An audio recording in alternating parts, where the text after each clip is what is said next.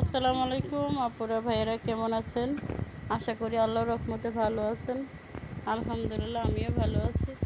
এই তো আমরা আজকে ইফতারির আয়োজন করছি। এখানে টমেটো, শসা, কাঁচামরিচ দিয়ে আজকে বাচ্চারা খাইব।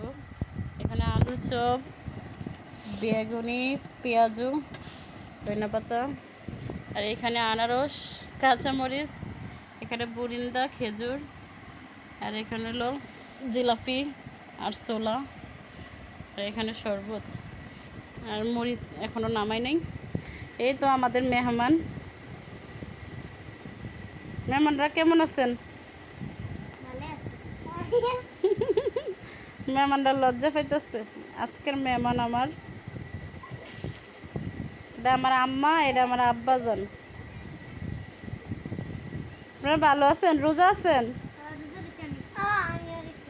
আমার আব্বার জন্য রোজা আছে, আমার আম্মা জানে মিশা কথা কইছে, রোজা নেই। তো সবাই দোয়া করবেন তাদের জন্য, ভালো থাকবেন। আল্লাহ হাফেজ, আসসালামু আলাইকুম।